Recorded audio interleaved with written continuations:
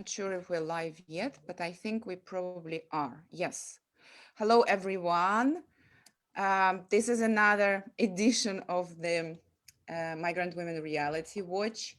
And today we have with us our members who are women from Afghanistan, all of whom are refugee women, or they were refugee women at some point in their lives. And we're going to have a very interesting discussion that actually has a reason, a celebratory reason, which is the celebration of the new year, known, I think, in Europe as spring equinox, but we don't really celebrate it, I think, and we wanted to hear from our members how they do it either back home or in Europe. But apart from this, we're going to also discuss the issues of women of Afghan background, of Afghan origin, who are in Europe, the situation of women in Afghanistan currently, and the analysis of our members. And I'm going to very briefly introduce the women who are with us today. And I want to say a very big thank you for taking the time to join us from different locations in Europe. So we have Farida Ahmadi with us, who is in Norway, and she is the social anthropologist. And she is the author of 4 books. Actually, one of these books she wrote when she was in prison in Pakistan. And her last book that was published is called Silent Scream, and she is going to speak about it. She has a wealth of experience and analysis to share on the experience of migrant women and women in Afghanistan as well. We have Mary Mazafari with us, who is our member in Hungary, and she's the founder of She for She. It's a migrant and refugee women organization. And she will also speak about the situation of migrant and refugee women, but also hopefully will give us a little bit of introduction into what is, if I pronounce it correctly, Nowruz, the spring new year. We have Froger Poe, who is our member in Belgium, and maybe some of you also will remember her because she was previously on our live interview when we gave our feedback, our response to the European Union's Migration Pact. And she's our very dedicated volunteer and a member. Here we have Zainab Nouzey. Probably got it wrong, apologize. But Zainab is not alone. She's with her daughter, Selena, and she's speaking from Greece, and she's a refugee, well, asylum seeking woman in Greece right now, and who previously was in Moira camp. And she's also an artist and a wonderful artist, and we're going to promote her art as well. And we have also Spogmay Jabarhil, who is currently in Norway, but she used to be in Sweden before, and she's basically the founder of 2 organizations, Afghan Women Organization that started in Sweden and now is expanding to Norway. And after this introduction, I want to say thank you again to all of you. I want to say Happy New Year, which I understand is tomorrow. And I just want to ask the first question. If you could actually tell us, what is this new year about? We know the spring equinox. I don't think we really celebrate it in Europe. How do you do it? Why do you do it? What's important about this celebration? Who would like to answer this? Maria.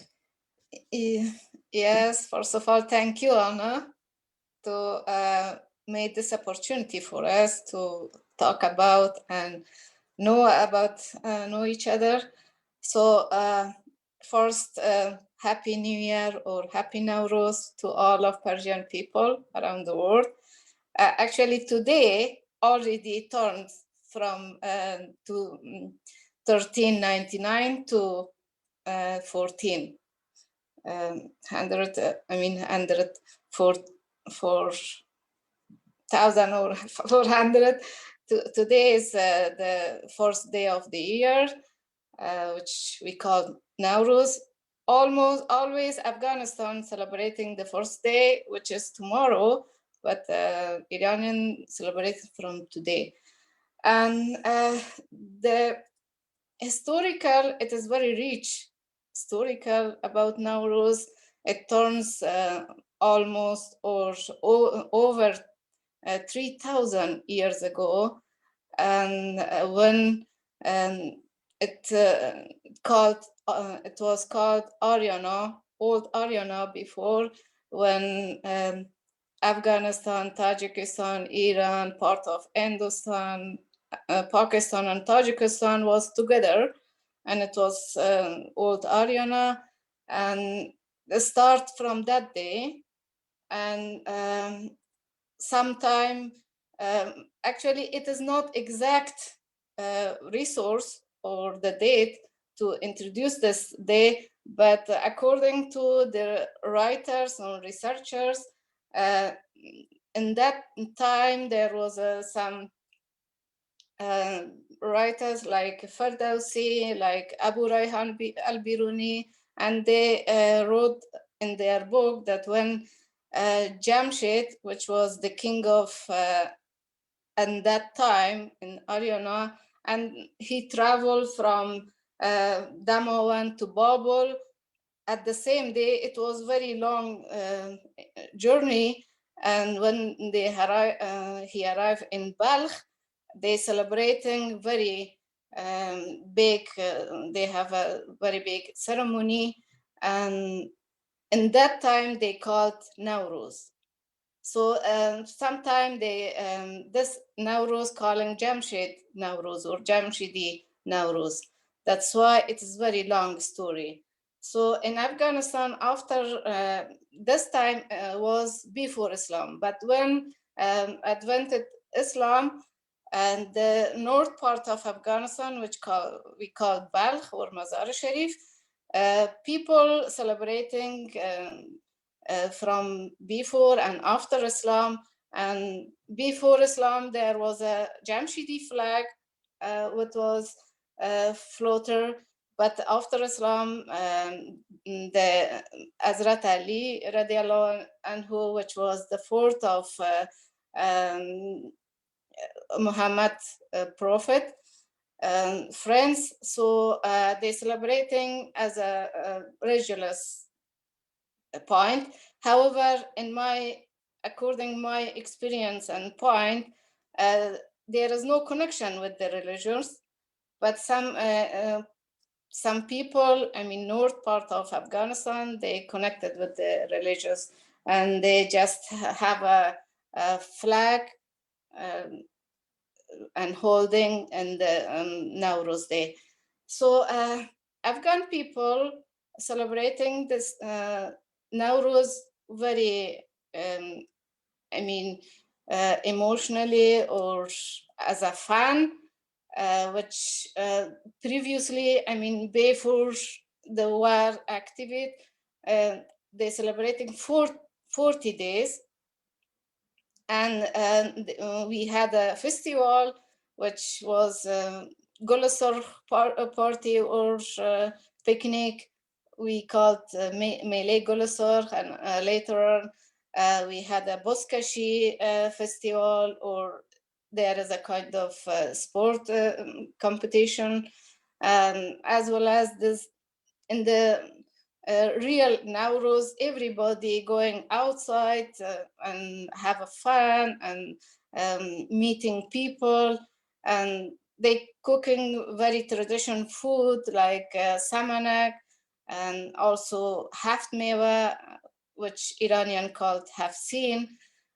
So many people, I mean, most of the people cooking spinach, which is green.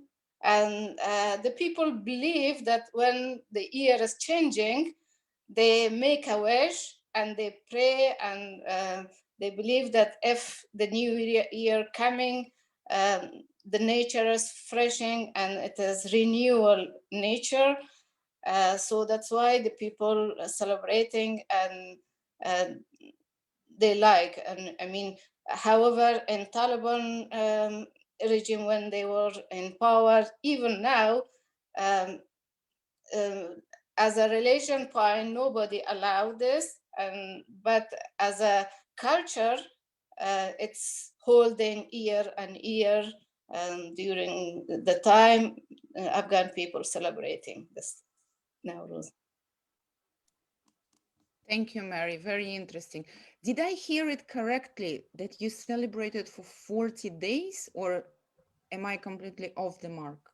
No, you're right, because I said it is previously, it was 40 days. Okay. But recently, according to changing the politician and activists were, it is not like this, like that, like before, just almost 3 days in Afghanistan. The first day is celebrating, everybody is going outside and have fun. The second day is the Educate Day, which is opening schools. And the third day, it is Farmer Day, which planting the trees, and that's all, yeah. I see. Very interesting. The planting the tree is an interesting part. And what you said about making a wish and the whole renewal, of course, I mean, this is why I mentioned previously about the equinox. Like it's a spring celebration and the nature waking up. And I think it makes perfect sense. Before we started streaming live, I said that I think we should all celebrate it in spring because it's logical. And uh, the your community, or if you have such community in Europe, is it also very prevalent, and like culturally people would organize around this celebration? Am I right? Yes, if it is referred to me, this question I will answer. For example, I'm living in Hungary since 6 years, and we have cultural celebration. Our Afghan community, most of the time, actually, there is no holiday or a specific day as a Afghan culture or any refugee culture, but as an Afghan community, we celebrating Nowruz or even Easter's, and we gathering. Unfortunately, this year regarding this pandemic COVID-19, nobody allowed to go out, especially in Hungary. It is the highest level of number of people affected coronavirus, and everybody is in quarantine. But the other years, we had a celebration, gathering, and had a party with different kind of food, like traditionally food. But this year, unfortunately, only online. Yes. Well, this is why we're also online, and we're joining you in this celebration. I certainly do. So I don't know what you actually say. It's not probably Happy New Year. There's must be something different, but Yes, we it's just see. We yes. see Happy New Year's, and Mhm. the magnificent sight of this day is the celebration of happiness, especially for women. Women gathering and singing and sing the Hafiz Dikt and make a new wish and sing how to make happiness and how to control sadness. This is the powerful woman image that is more than 2000 years. I like that, Anna, your group understand our rich culture, that women had a lot of power and make decision and make control the wishes, make the wishes in action, Mhm. that hope, optimism as a to act, to make practice. This is our richness as a woman, and I will see to you to the network of women immigrant. I just want to add, there's a special food called samanak. I think you've seen the images. It's from wheat. So a week before, I think, Nowruz, they cook wheat, and wheat goes into, so that's a liberation of green, but it's especially for women to make a party. So they make a big gathering of women and cook this into something called halwa, or I'm sure you know, but something sweet. And then women dance around it and women sing. So like Khalidan said, it's a really a celebration for women as well, to gather, to have a party, to sing, to dance. And unfortunately, with the new situation in Afghanistan, this is not possible for many women. And we're hoping, we just wish, just before coming live, that this change and this happiness comes back to Afghanistan. I just want to add about this important for women's party and yeah, singing and dancing. Thank you, Frohar, for this addition. You were breaking up a little bit, but I think we understood very well about the traditional food, about the fact that it's not possible to do this now in Afghanistan, if I heard it correctly. Well, it's possible they do this, but it's not at the same level as it was done before. So, yeah, with the current situation, a lot of things are not banned. A lot of things are being banned. For example, last week or 2 weeks ago, the girls after 12 were banned from singing on stage. Frohar, I'm sorry, I'm very sorry, I have to interrupt you, but your sound is really breaking up. As you're speaking, it's being like fractured. Yeah. So we can't follow. I do not know. I don't think it's just for me. It's for everyone. Yes, for everyone. Unfortunately, okay. Frohar John, we couldn't understand what you explained, the Samanak tradition. If you allowed me, I can explain again. Sure. I will go and I'll probably come back. So I will leave you for a few minutes and I'll come back with my phone to see if it gets better, okay? Okay. Yeah. So just a short introduction of Samanak. Samanak is a kind of sweet food of tradition in Afghanistan, which almost everybody, especially I am personally, when I was Afghanistan, every year we cooked Samanak, which is a kind of magical food. It is sweet, but it is only wheat with the water. We just cooking.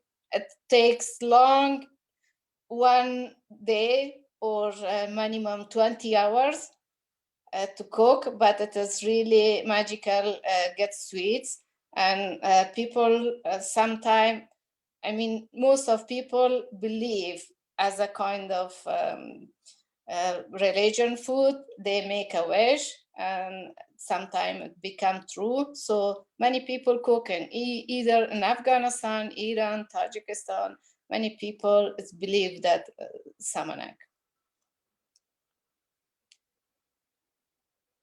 Okay, well, this is great. I hope that one day we will be able to organize our General Assembly around that time. So that, we always try to find some kind of symbolic dates and themes to our meetings, and it would be really good to do it in spring around this time, and to have this food, to try the magical food, and to make a wish. And thank you very much, Farida, for reminding us of the power of women and the power of women to create and to enact what we wish. So it's not all about thinking, but about the action. And this is what we embody or try to in our network. And I would like to take this now from this very kind of celebratory framework to the reality of what's happening on the ground. We want to hear about the perspective of what's happening in Europe, but let's start with your home country. If any one of you wants to tell us, we obviously follow things from the news, But there is no better perspective of somebody who comes from this country, even though you're not there. But I know that some of you at least travel back home. And tell us, what is the current situation with the peace talks, with the situation generally of women's rights, which not necessarily the same as peace talks in Afghanistan? And where do you see this going? Maybe it's Spogmai wants, do you want to speak? Mm-hmm. Yeah. Hey, everybody, and to the Women Network of Migrant, our members, and all our friends who are watching me. Happy New Year to everybody who celebrated. I have to say that I love Happy New Year's, even if it's now and if it's a 31st December, no problem. I will enjoy every New Year in this world. But my name is Spogmai Jabarkhil. I'm from Afghanistan. I come as a 10 years old girl to Norway, and we was refugee. My education is integration pedagogy, where I learn how to help and integrate newcomers to Norway or Sweden. Have been a women rights activist since I was 15 years. And the background why I have been started this is I am from Afghanistan, a country where women had very little rights over the age. You can talk back that Afghanistan for 52 years ago or 42 years ago had lots of rights for women. Yes, we had, but let's not forget that those rights were only in Kabul, in Herat, in Mazar, in Jalalabad, the big cities. The small cities have always been no women rights reaching there. The small cities in Afghanistan have always been where the women and girls have no education rights. And even we are 2 hours from Kabul, it's called Khaki Jabar, where my parents are from. There, yet we don't have any school for girls after 5th class. So the situation in Afghanistan for women have never been changed so much. But Afghan women are very strong women. Now in 20 years, we have done a lot of progress. We have a lot of women in politics. We have a lot of women in Kabul who work. We have a lot of women rights activists in Europa. We see how many young girls and young generation are engaged. Now we see the progress and the quietness and the empowerment of Afghan women, how fast they can grow, how fast they can progress and reach the world. But right now in Afghanistan, we have a situation where we talk about peace talk with the Taliban. We are talking about the peace with someone who, under the 10 years, given only violence to Afghan women. That woman had when girl was 12 years, she didn't have allowed it to go out or talk or be in the street or be in the school. So the rights of Afghan women have reached the highest level of violence because of Taliban. We was the one who should have the burqa. Now our government is going in to make a peace with those people. And our Afghan women who are sitting right now in front of me and around the world, I wish that we could press the people. Why is it so little Afghan women representative in peace talk? Why the government is saying that it's not important women rights now, because for us it's important to have a peace. But no, the importance of women rights is now, because we are making peace with someone who don't give any rights to Afghan women, who still are saying that Afghan women should go under the Islamic rules. But even in the Islamic rules, we are not allowed to have the rights that is in benefit for women. So the situation in Afghanistan is very bad right now. A lot of women are scared. A lot of girls who have been in education, who work right now in the government, is very scared and finding a way to just go from the country, because they know what will happen. They know that this is just, sorry to say, this is just shit talk. They just are sitting there and say, we will give the woman the democrat in Afghanistan. And we know that they would not happen. They will not give us that right what we want. After, when they are in peace and coming to Afghanistan, the Afghan woman will be the most violently again. Maybe some changes. Maybe the changes will be that we are allowed to go to school. We're allowed to work, but with the Islamic rules. When you talk about the Islamic rules, so you can work someplace no man can come in. So it's not possible. When you work out, men come in, even if it's the government or outside work. So they are making excuses to undercover the women's rights. And we, as a women network, should have a bigger perspective of what will happen to Afghan girls in the next years in Afghanistan. And this peace talk, when you see all the people who talk about the women's rights there, whenever you see the TV or the media, when they ask the Taliban that you are coming to Afghanistan, what you will give to Afghan women as their rights, it's just only one thing they say: this is not important right now.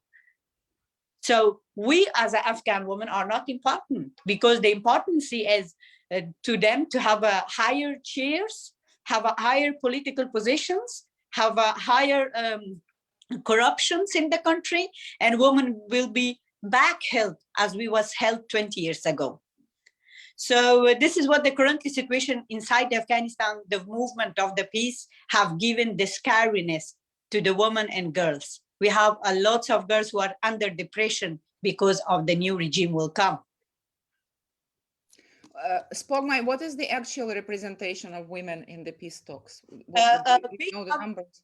We have 4 women who represent us from Afghanistan, but those 4 women are representing, they are pressed, as is my opinion, they are pressed to don't talk very loud about women's rights, to don't talk very openly what Afghan women should have as a rights in Afghanistan. So they are talking very around the table, like they are not talking directly about our rights. Their obsession is that, okay, as I said, Afghan women should go to school. This is the only right they are fighting for. But in my opinion, education, only education, is not a problem for us. For us is the problem to don't be child marriages. For us is the problem to could go work around the Kabul cities and Mazar cities without being harassed of every man and boys in the street. Our problem is to could work in the stores, in the government, without being asking to do something extra for the political to get that job.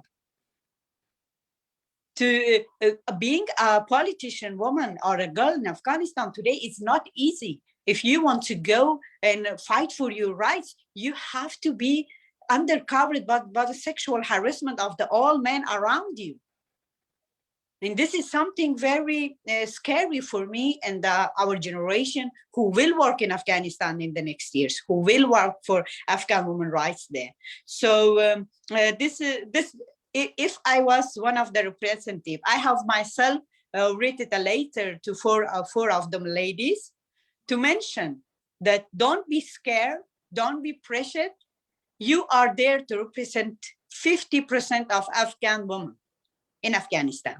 We are 50% of the country. You cannot be sitting there and under the pressure of the politician and could not talk about our rights loudly, because you are my representative there. You cannot go inside in the peace process table and say that we are agree with the Islamic rules. No, we are not agree, because they are not going from the Islamic rules. We are agree with the Islam rules, but not with Afghan traditional rules. So this is something very different between being a representative, and I hope very much that after the peace, Afghan women could have peace in Afghanistan. And this is something I'm very worried about. I will see something at the moment now. We need solidarity. We need solidarity around the world, because in 8 March this year, we had our big issue was the global peace is dependent the sustainable peace in Afghanistan, that women right be granted. This is our message to network of our network to other women from different country that at the moment now we need solidarity. The woman in Afghanistan is very, very strong. The such Spojma John said, and my friend, she was just only one woman in Moscow and talk in Russia and said, why they ask Russian government why I am sitting alone, and after Kabulov, the representative of Russian, said we will make more plus more voices in the next conference. It will be in Turkey and be leading by United Nations, not American. This is some progress. And just we all women, we must have a big mobilization to have to go to the Turkey and make demonstration and rise our voice together, not Afghan women. You, Anna, you can stand there and ask for our right. This is a global fighting. Well, this is, of course, the perspective of our network anyways, because we don't position ourselves as aligned, first of all, with any political party. We're very clear about it. And we are not aligned with any, ethnicity or ethnic group. What we're aligned with is the women from different ethnic backgrounds and the women's rights. Obviously, for me as a Russian person, I can say a lot about the Russian history of invasion of Afghanistan. And also, at the moment I'm away from Russia, I probably could study this problem better and understand what is the actual role of Russia in the peace process, because I have a lot of my own questions to my own government. But I will not go into this. Farida, I will return to you later because you have a lot to say apart from the situation in Afghanistan about your personal experience and the books and the social anthropological work that you're doing. But let's move. I think spoke about this situation, and we know it, of course, as the Migrant Women Network, why women are leaving their countries of origin, why they're fleeing to Europe, or they're coming for economic reasons, or they're coming family unification. There are many reasons. And I want to address the women like Zainab and Frohar about the experience of refugee and migrant women in Europe, which of course you all have, so feel free to add. So Zainab right now is in Greece, and she used to be in Moira camp. She's a young mom, she's an artist, and she recently moved to the mainland. While Frohar is in Brussels and her story is different, but I want to hear from both of you. What do you think are the major challenges? Like, speaking from your personal experience or more generally, Zainab, tell us. At first, I should say hello to all of you, all these wonderful women, and say Happy New Year to all of you, and wish a really best and healthy year for all of you. So I think all women in Europe, they really have a face with big challenge, because here in new situations and in new part of their life, they should face with really big problems, because in Afghanistan they are not free. In Afghanistan they was in the war, and but here they are free and they have everything. But for me, I ran from Afghanistan because I want to be safe and live safe, and because of Selena, we came here. And here, until after 2 years, I can't find that. And as a mother, I should fighting every day. I should pray every night to finding a light for myself and for my daughter. But until now, no. I should waiting for a long time in the line for as a mother, and I don't know what should I do. I should run again from Greece or should wait more. In Afghanistan, every day treat me and my husband, treat my family. But in Muria, I arrived to hell. I was pregnant. I had to live in the jungle between olive trees. So that was so hard for me as a mother, as a pregnant woman, and that's so hard situation. You can't eat anything. You can't live in the stone. And in winter time, you don't have electric. You don't have anything for any blanket, any warm blanket. So the situation was so hard as a woman, as a every day to visit everybody. I spoke with everybody. They didn't attention. But thanks God, before Selena come, I can find how this a house for Selena, and all things was about Selena.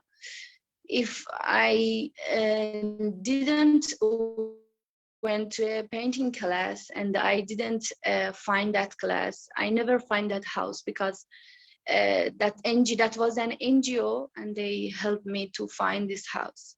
But the government didn't help to anyone, and they said you should wait in big line because there is so many people with new born baby. They will come back after hospital to their house, to the tent in the jungle. So I saw with my eyes so many children and so many newborn baby.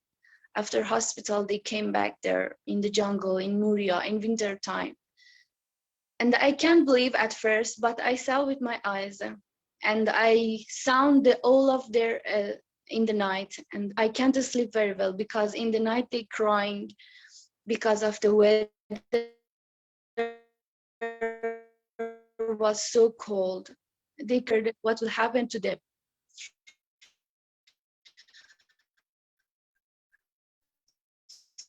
So all of them every night crying for 2 months, and in I have so bad feeling the time forever because you can't forget them. In pregnancy is so important time for a woman. Should have everything for bringing a child.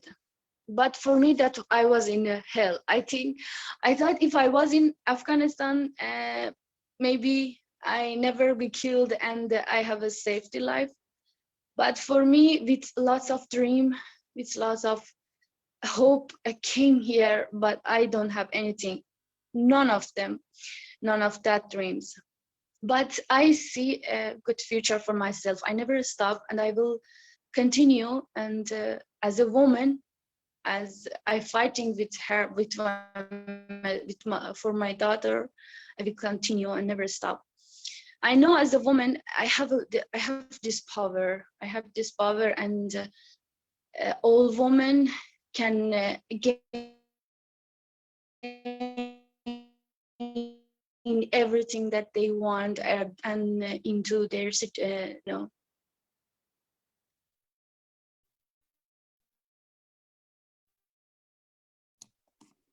I think the connection of Zainab is breaking up.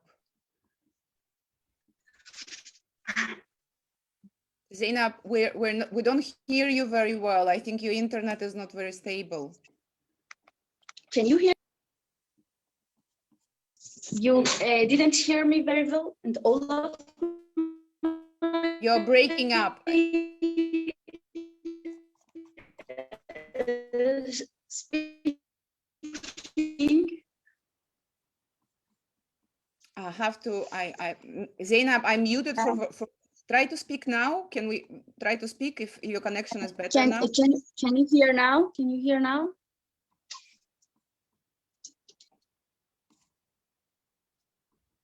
Oh, hi. Did you hear me? Yes, I do not know if it is because you're walking around or you changed the location, but try to speak. You can finish your story. We're listening. I thought you listened all of them, but I don't know until when you hear my voice. Personally, I heard you until the point when you said that we as women were very powerful and we can do a lot of things, and then you were breaking up. Yes, as I said, all women have this power to continue for their life and for everything that they want. Because I saw this in myself when I arrived in Europe. I saw new challenge for as a woman, and I saw I should fighting more, that this is not enough for me to stop here and stop all of my dreams. So as a woman, I will continue and fighting for everything that I want, I think. Thank you. Thank you, Zainab. I mean, it's really, I don't know, it's heartbreaking, but it's very inspiring. I always think about my personal journey. I'm not a refugee woman. I left Russia for very different reasons. I can't say that I was fleeing anything, and I just always amazed, absolutely stunned by the power, not the power actually to, as women, we know that we don't have so much political power, because if we did, the situation in this world would be different. But we do have a lot of internal power. And this is what keeps amazing me, really, when I hear the story of our members. And some of them are so tragic that you think that it's not possible that somebody can survive this. Somebody can survive this violence, deprivation, humiliation, poverty, and then you speak to this woman and you realize that there is so much potential and there is so much strength and so much resilience that I can only say I'm in total awe and admiration for who women are. And Frohar, you probably can give us a little bit different perspective also, especially that you're in Brussels and you know the European policy, and you also represent our network and some expert groups. What are your thoughts about the current situation of migrant refugee women, but especially with a focus on Afghanistan in Europe? Sure. So yeah, I want to talk about Afghan women in Europe in general, and what obstacle and challenges they face in Europe. From my experience of working with women, Afghan women in the UK, and then working with migrant women in Brussels in Europe, they almost face the same challenges. Apart from cultural and religious pressure from their own community and from the communities similar to them. For example, for Afghan community, there's a lot of pressure, cultural and religious pressure, peer pressure, especially on young people, not just from Afghan community, but also from Muslim communities like Somali in Pakistani communities, religious pressure on them.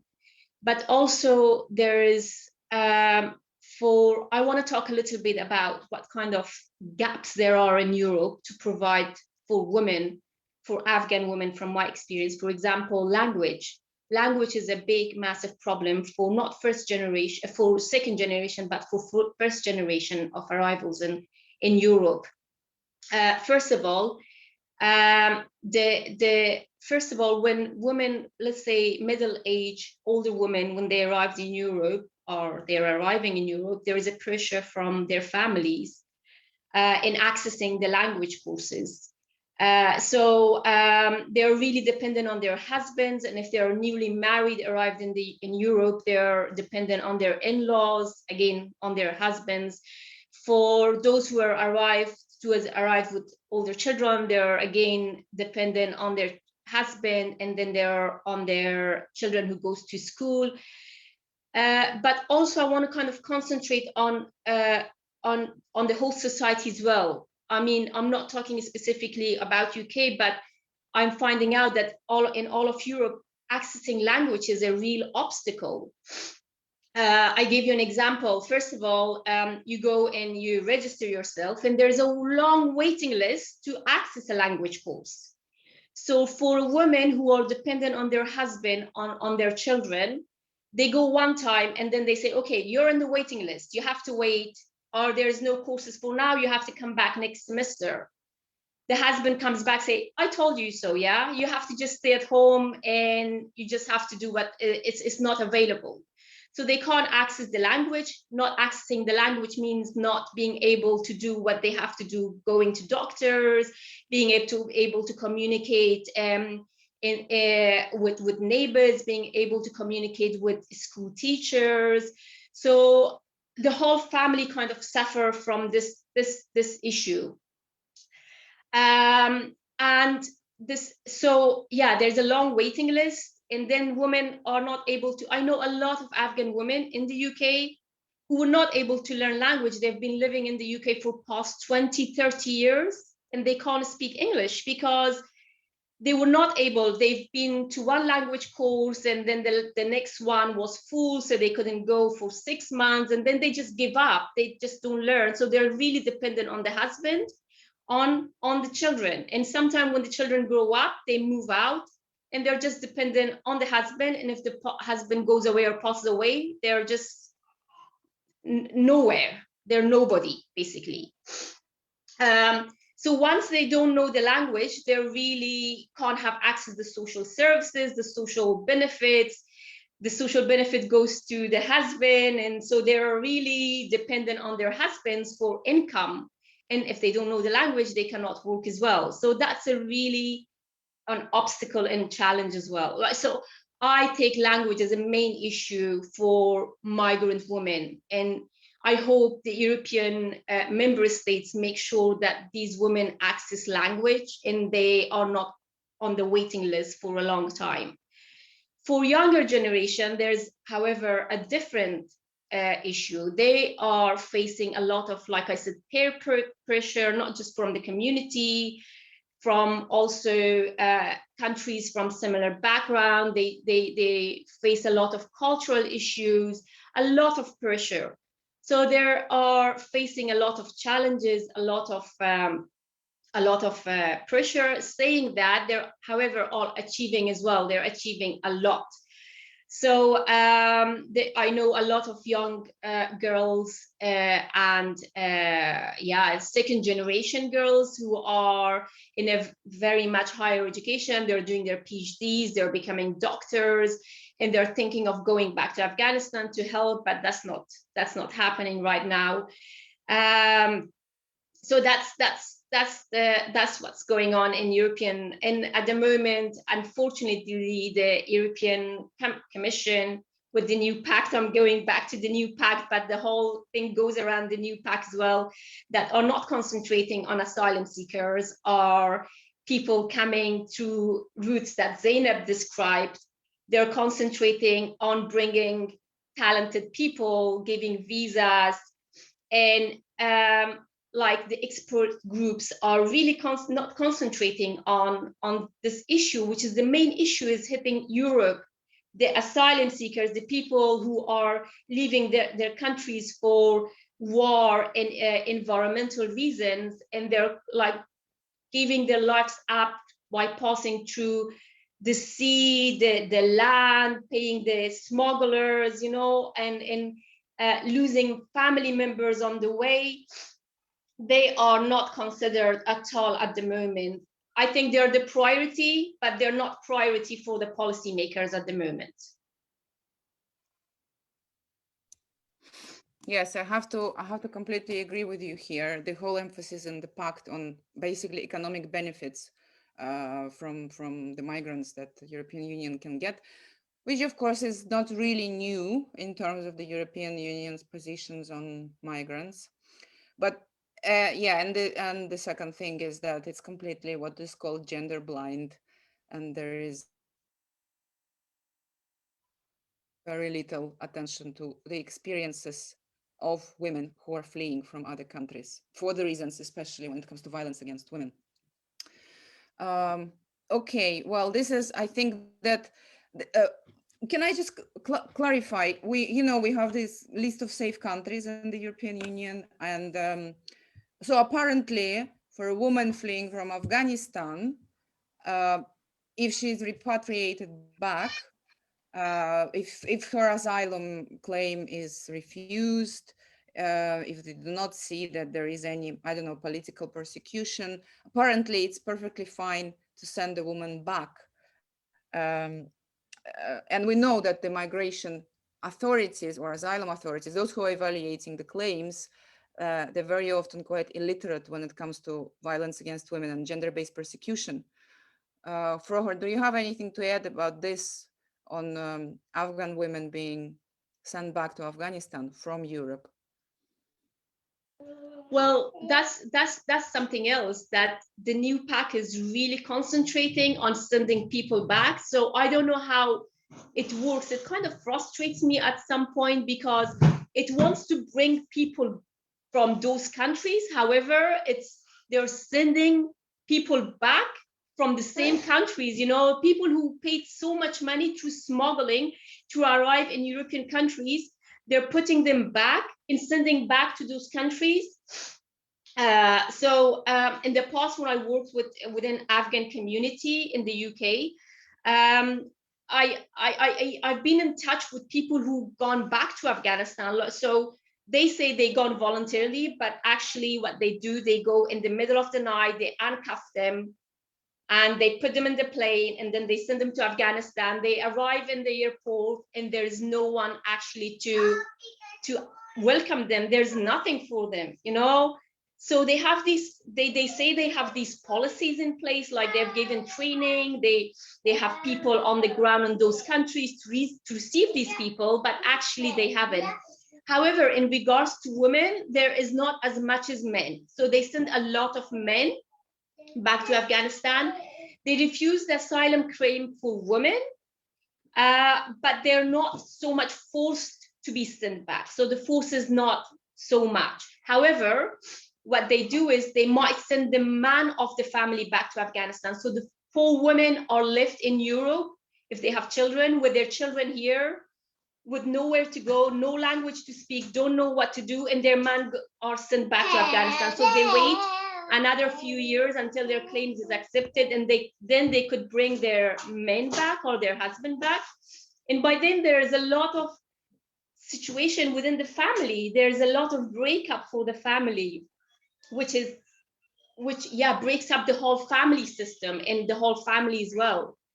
So that's the situation at the moment with many migrant women, migrant families. Yes. Does anyone want of you any one of you want to comment on the fact we have, at least according to my knowledge, the ratio between people who flee Afghanistan and they arrive to Europe, the ratio between women and men is very disproportionate. So there is many more men who are arriving to Europe. And my question is, I mean, I have my speculation why it is happening, but do you have an idea, speaking about what's happening in Afghanistan, how easy it is for women to actually access the asylum procedure, to move cross borders, to file their applications, to actually make it to Europe physically? Does anyone want to comment on this? Mary? Yes, thank you for giving me the floor. Actually, according to my experience, when I visit or meet people in the border, as well as in the camp, or even in Afghanistan when I used to work and live, so there is no difference between classify that to give priority for women or for children, but there was something in the border in Hungary and Serbia border that they prioritize the single woman with the children, the first, and the family who either they had a husband, but they are family women with the children to enter to the territory. Of course, it was before, nowadays it is totally closed. It was some priority for women, but either in regarding their case in Hungary, there is some good news or priorities for single women and women with the children, to hold them or receive them, or either give them some answer, positive residence. But in case that previously through her, our friends talk about, Afghan women or either all women when they enter the territory, any Europe country, they're facing a lot of challenges. For example,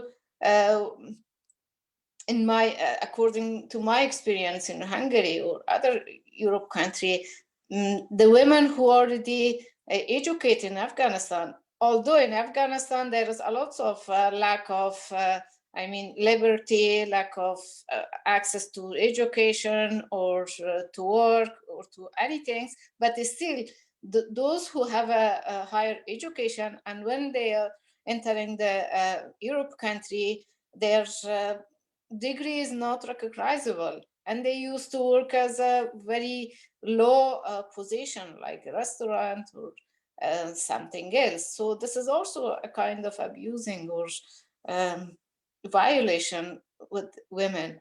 um, and also as a religion practice, also there is some limitation because the people don't like, for example, in Hungary we have mosque, but there is no, we call, when we have 5 time pray, and there is a mullah or imam has to call people to come for pray, and there is no microphone, and there is no allow to call people.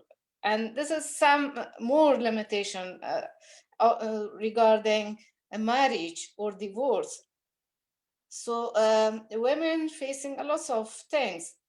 As Fro has mentioned, they depend with the husband. Either women in Europe doesn't have access to go and know their rights, and they inform themselves for any opportunity to inform them about their rights, how to defend their rights. Either they are facing as a domestic violation or abusing. So they have to accept or survive their, in the family or depend by their husband. So there is a lot of cases what I see in here in Hungary and heard about the other country as well. Mm-hmm. Thank you, Mary. Well, this of course is not it's not unique also to Afghan women. It happens pretty much with most what you describe as not recognition of qualification of migrant women who end up taking jobs with much lower skills, and they not being able to access the justice system, and especially in the case of what's called domestic violence.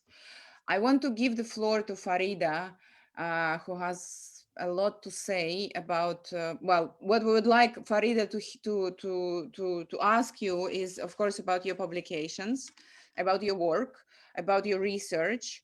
I know that you're working right now on a book, and you already have published books, and all of your activism as well. You already spoke a little bit, so please tell us more about everything that you've been doing in Europe, in Afghanistan, and globally as well. Yeah. You know, I'm very happy to talk with you, and it is give me a lot of glad and happiness to see Afghan woman here. And thank you very much to you to organize this meeting.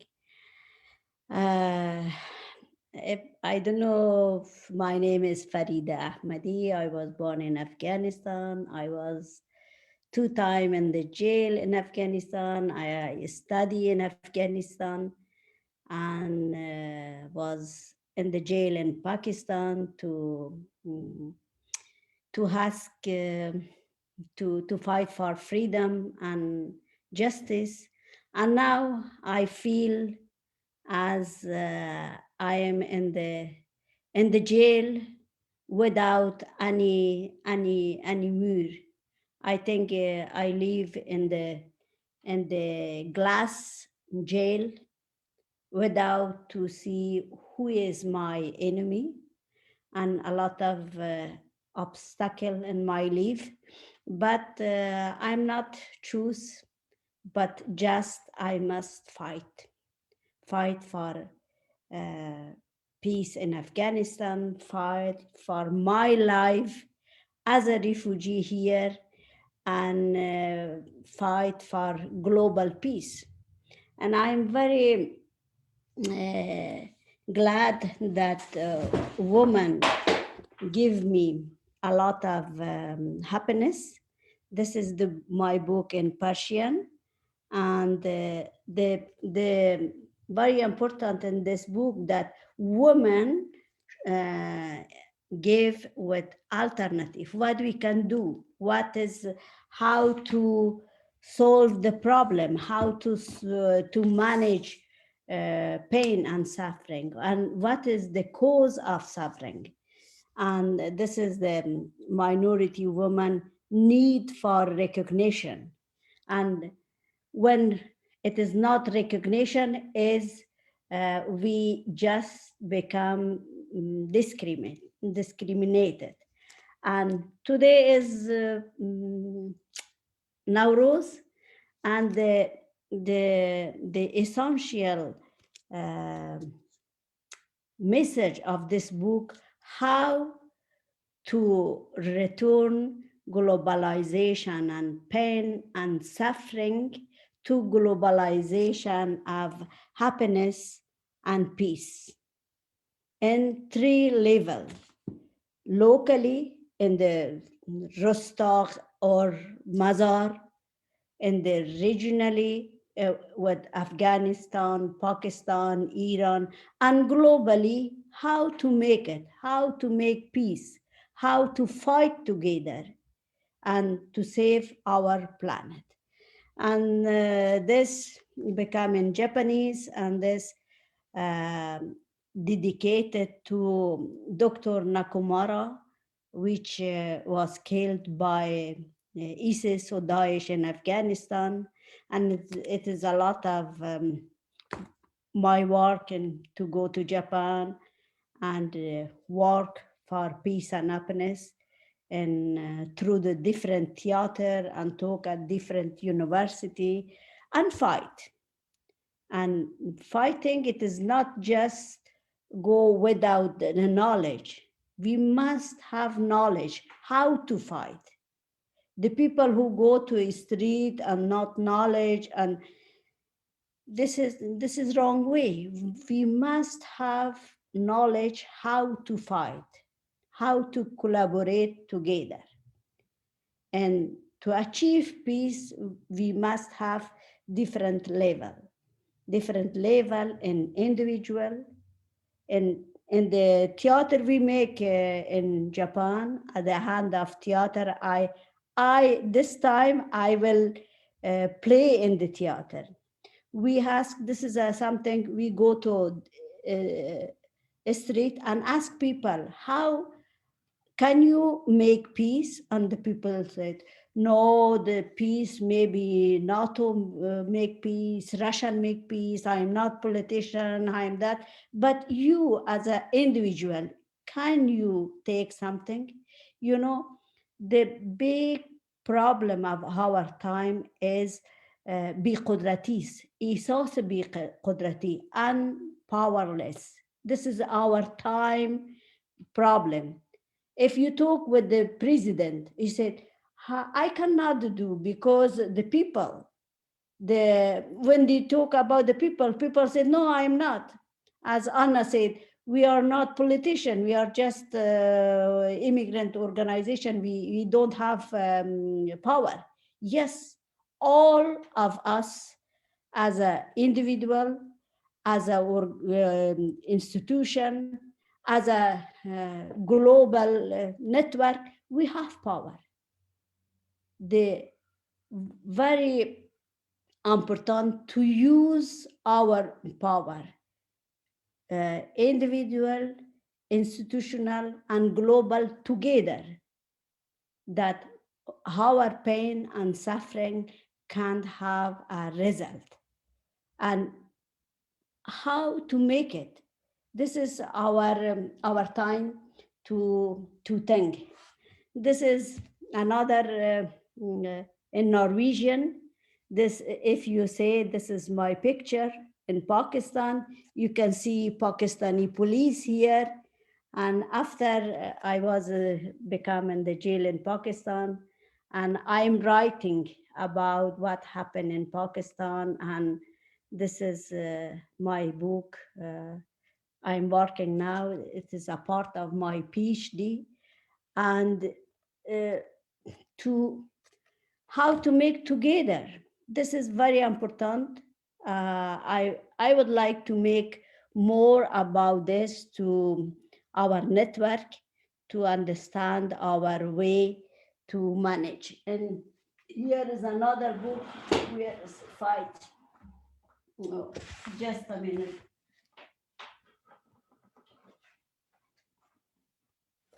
This is the same book. If you say at the first time, I don't like the cover because they said this is the Farida. I said, the Farida, you make Farida very weak. So no, this is Farida make, they make some association from Azaran Satari Durukshan.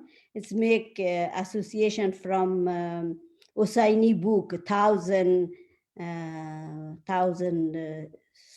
bright stars. Yeah, thousand bright star. That the Bright stars. Farida make a star. This is very strong. That we all together make a star. Farida, which language was this one? This one is Norwegian. Okay.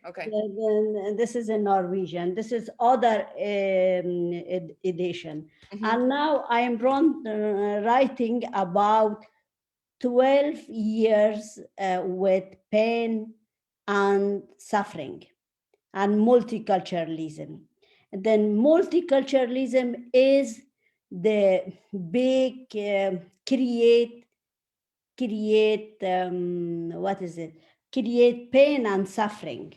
And multiculturalism is ignore woman as a individual.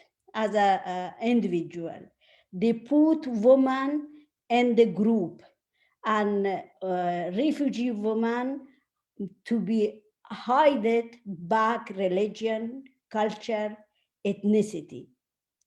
Therefore, this multiculturalism is our enemy. This multiculturalism is our enemy because you lose your individuality, and the people as a mullah, as a leaders, as talk about women. Here in Norway, in all Europe, many people talk about women. Majority women talk, and they come a mullah and talk with this is problem, our religion, like that, and the woman be hidden. The woman suffering and woman become ignored woman. And my professor said multiculturalism is apartheid with kind face.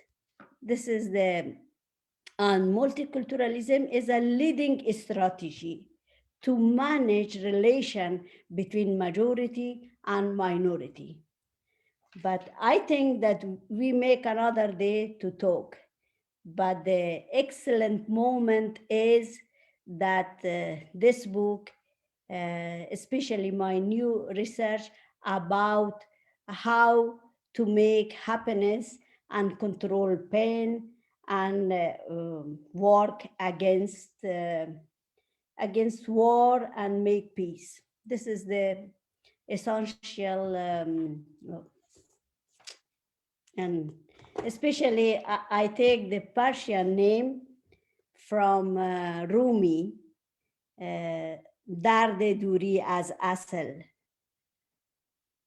You know, the Rumi, it is the first or people who refugee, and he become a hero. The poem is a philosophy and give me a lot of work to understand pain and suffering and to not belonging in some society. We make together peace and happiness. And at this moment, we need solidarity with Afghan women because all the big power exclude women. Did not talk and try to limit the problem as a culture, as a Islam, and Afghan talk to each other, but problem not Afghan problem. The big power come and make war in Afghanistan. If you see the news, when there was Russian make a big session in Russia, at this time, Biden come and see Putin as a killer, and the killing problem was 3 months before. Why this Biden not talk about Putin is killing killer man 23 months before, and say the same when the negotiation of Afghanistan and Moscow? I say, please, big power, make your problem yourself, not touch to my country. We need free Afghanistan, and freedom. It's not come with the American in Afghanistan. We have the lady who make referendum in our country, in our region. The best planted democracy come from our region. And now they said, learn us democracy, please sit down in your place and understand our history. And now fighting with my research to understand Western country, to know our democracy, and listen and learn our history. This is my message. Thank you. It is a lot of things to talk. Farida, thank you so much. I mean, every time we speak, and we speak quite a bit, I learn from you a lot, but it's also I mean, what you're saying, it's quite simple. To learn from history is very important, and not to repeat mistakes that were made in history. And I think that every one of us could do with reading more and understanding our own background and understanding the history and making some analysis of it as well. Yes. And I think I'm gonna repeat this phrase of yours when you said, please sit down and listen. I think we should all learn this as women when we start being lectured. And I mean, there were so many amazing things that you said. Magnificent day of happiness. I want to finish on this because I think that in the current climate, we had today Turkey withdrawing, or there was an announcement that they're withdrawing from the Istanbul Convention, which is also a big hit for women's rights in Turkey. There are some other countries in Europe who are threatening to withdraw from the Istanbul Convention, or they don't want to ratify the Istanbul Convention. And this is just one thing. And then there is this thing that also Farida mentioned, that we have this, did you say multiculturalism with a kind face? And we have a lot of tendencies like this that have a very kind and very progressive face, but they not necessarily indicate the actual progress. Yes. And again, thank you so much for saying that you can't just fight without having knowledge. That knowledge is crucial of knowing how to fight, whom to fight, why you're fighting, and who are your allies, and how you build the coalitions. I'm so grateful. I want to say Happy New Year to each one of you. And I want to give the last word before we close. You know, you said on this day we make a wish, one wish for the renewal of the new year.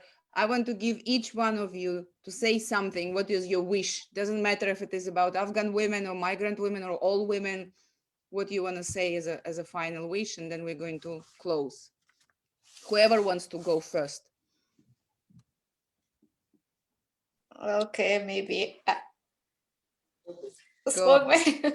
Marijan, was good. You have to. It's okay. Thank you. In my point of view, I will wish, I mean, the wishing is very long story. If we wish, it's 100 point, but just as a general, what I wish peace around the world and ending war, and specifically ending the COVID-19 around the world and save people in the next year.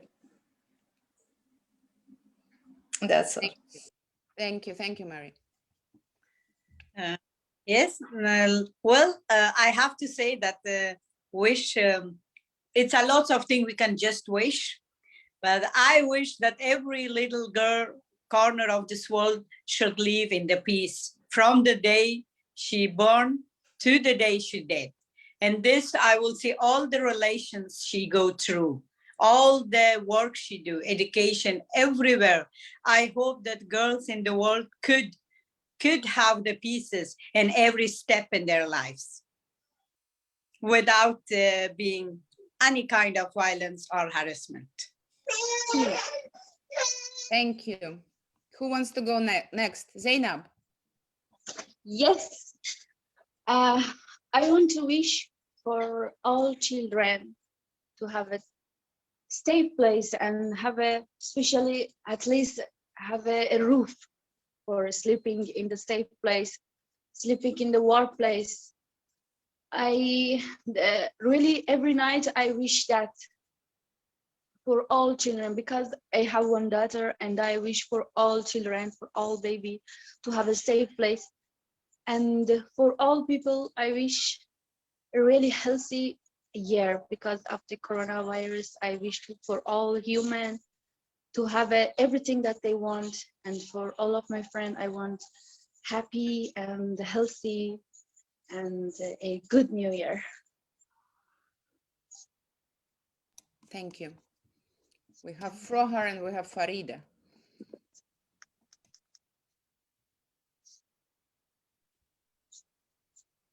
Shall I go first then?